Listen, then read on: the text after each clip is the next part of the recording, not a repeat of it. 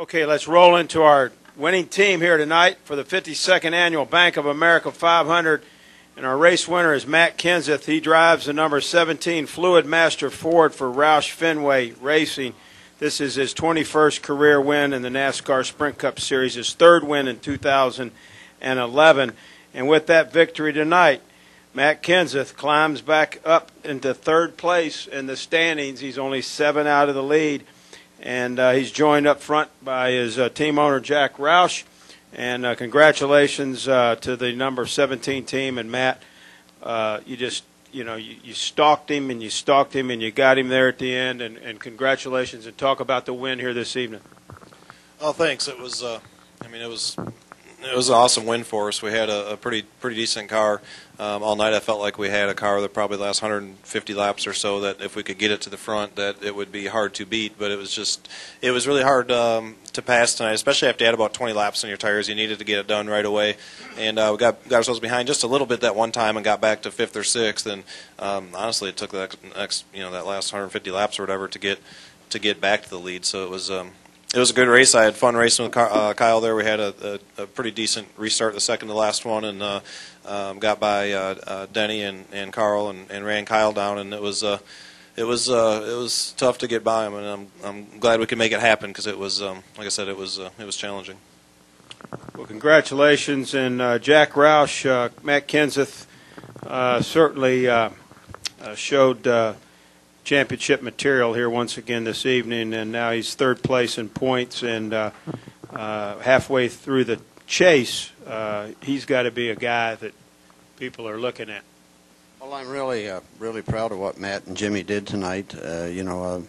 Crew chiefs have got a really hard job. He's out shuffling the car through the tech line to make sure that the height measurements are fair and everything works out the way he thinks they should. But that's the reason he's not here right now. But with all the engineering and all the support, technical support behind these teams, that it comes down to decisions. The last 20% of the decision for what the setup is, that's worked out between the driver and the crew chief. And Jimmy is a championship quality crew chief. He won with Kurt Busch a few years ago, and Matt run with Robbie, of course, and of course Robbie's our general manager now. But we've got a lot of depth in the organization. All the Ford cars ran well tonight. It was just a matter of time until Matt broke loose from his obscurity in the back in the middle of the pack there and worked his way to the front. But what happened to Jimmy Johnson, I think, is a sobering lesson for everybody. You can't afford to break apart. You can't afford to put a wheel wrong. A loose lug nut on pit road with an extra pass at the wrong time down to serve a penalty could be a championship losing event. And there's just a lot that these guys have to do that has to be really done correctly. And Jimmy and Matt they got it done tonight, and I'm sure they're going to be a factor in this championship going down the stretch. Thank you, Jack. And joining us now is crew chief Jimmy Finnig, and Jimmy certainly got to be proud of this team, the way they came together and really just showed their strength there towards the last third of the race. Congratulations. Talk about the win here this evening. It was pretty good at the end there. We made another adjustment, and it seemed like the car come to life a little bit better. Still didn't get it totally fixed, but was good enough to win tonight. We'll take questions now for Matt, Jack, or Jimmy. Raise your hand. We'll bring you the wireless mics. Questions? Anybody downstairs have a question? Let's go in the back here to Joe, and then we'll go up top. Go ahead, Joe. Sorry, I didn't think you saw me there. I saw you. All right. Joe Menzer, NASCAR.com. Matt, you've talked about this a little bit, but could you and Jimmy talk about how important it is to have improved in qualifying and how much of a factor being able to start up there tonight was? Yeah, it makes a big difference. It's a lot different than it was 5 or 6 years ago. I used to probably not stress out quite as much about qualifying, because if you started 25th and you had one of the best cars, that wasn't a problem to pass 24 cars in 4 hours. But it's a little everybody's a lot closer to the same speed, which obviously makes it a little bit more difficult to pass, and track position is really important. So qualifying always helps. It helps you with your pit stall. It helps you with your track position. Hopefully you can get out and get a bonus point and lead a little bit. So it's always important. Okay, let's go up to the. You good? Go up to the press box. I think you wanted Jimmy too. Oh, I'm sorry, Jimmy. Expound on that, please. Yes, qualifying, I mean, is real important. For one thing, if you don't qualify good, you're stuck back in the pack and you got all that dirty air, and it makes your adjustments for us a little bit harder, racing against the dirty air and figuring out what to do. So it's pretty important to qualify good. Let's go up to press box. Questions? Yes, Louis Frank of Reuters. Matt, you talked on television about toilet restarts in the past. What'd you do tonight different than in the past? I hit my head. I can't. What did you say? On television. I'm just kidding. It's just a joke. I'm not Mulhern. I'm sorry. I'm not Mulhern. Not from last week. Oh, that's right. That was Mulhern. Sorry. Can't believe I got you guys mixed up. Restarts obviously have not been my specialty lately. If you watch many races, especially when we restart second on the bottom, and I've done an extremely poor job of that, and I was kicking myself. I forgot how many, third or fourth restart from the end there when I restarted alongside of Kyle, and Carl got around me, and then 11 got around me on the next restart, and I knew we had a shot to win the race if we get in front of Kyle. I ran him down the last long run we had. I knew our car was a little bit superior to his, and I was going to feel pretty bad if I was the weak link and cost these guys a race again. So thankfully we got the second last restart. We were fourth on outside, and I could get rolling with Kyle right away, and had a good couple sets of corners and got up to second. And then it was I was able to race them one-on-one. So that was a big key. Other questions in the press box? Lee Spencer, Fox Sports. Congratulations, gentlemen. Matt, can you talk a little bit about that run on the third restart after the third caution where you went from 11th in the back of the pack? I mean, given how bad it's been trying to get out of traffic, to gaining 3 spots on that first lap and gaining a couple more. I mean, I think your comment was, "I can breathe now." Holy crap! Well, there was a few toilet jokes thrown in there tonight, but yeah, I mean that particular restart, I ran 3 wide through turn 1 and 2 the first 2 laps, which isn't really advisable, but it's hard. It's difficult to pass, and what happens is there's a lot of guys on 2, and you got to take advantage of your 4 tires. It seemed like tonight. It was real weird. You could run maybe 15 to 20 laps, and you had an advantage. You can pass, and then it was like you flipped a switch, and everybody was the same speed, and you just couldn't go forward anymore. So we were real aggressive there, and made our way back up to I think maybe 5th or 6th or something like that, and settled in right there. And then we had a good pit stop, and Jimmy pitted me a couple laps early, and we passed a couple more of them guys, and got ourselves back up to 3rd, and then that put us back in the mix again. Other questions in the press box? Kerry, we are clear upstairs. Matt, congratulations. Thank you. Okay, let's go. Viv, raise your hand. I'm sorry, Rodman's got the mic, and then we'll go to Viv and then to George. Yeah, Dave Rodman with NASCAR.com. For all 3, it's been 20 races since you guys won, but you've had some good cars, particularly in the chase. I mean, talk about the satisfaction level to finally win at the halfway point of the chase. I don't know if you saw the same race that I did, but we had 7 of our cars tonight that ran in the top 10 most of the night, except for problems we had.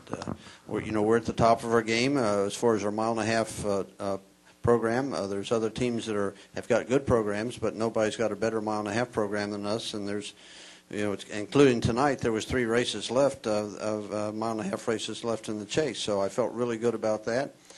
Ford has given us great support for our Fusions. We've got a good aero package on them. Our kinematics works well based on the lab testing we've done. Engines make a lot of power, and so I'm not embarrassed that we haven't won more races. We've had a lot of races that we've missed just because we've made the wrong decision that worked out for 2 tires, no tires. So we've been challenged with fuel economy a couple of times. Or with judgments about how much fuel was in the tank a couple of times, but we're in championship form. In my 24 years, I've never had better cars for the championship stretch than we've got, and we're anxious to see how it's going to work out. But I don't feel vindicated. I just think that the hard work everybody's done is paying off, and we're getting what we deserve. I mean, I'm happy to have won. Obviously, it's like you said, it's been 20 races, which doesn't really seem that long because I don't know how many it was before that, but I think it was 70 some or something like that. Before that. So you're always thankful. I'm always thankful to get to victory lane. You never know if you're ever going to win another race or when your last win is, and I'm certainly thankful for them all, and I greatly appreciate being in a position to be able to win races, and these guys giving me the cars and the crew and the opportunity to do that. Go ahead, Viv. Viv Bernstein, New York Times, for Matt and Jack. How much does Jimmy Johnson's accident change maybe the complexion of the chase for the rest of you? And do you feel like this is Roush Fenway's maybe best chance since 08 to win with Carl and Matt? Can you repeat that for me, Kerry? I think her question was Jimmy Johnson's wreck finished him in 34th. He's back in the pack now. How's that change the complexion of the race now?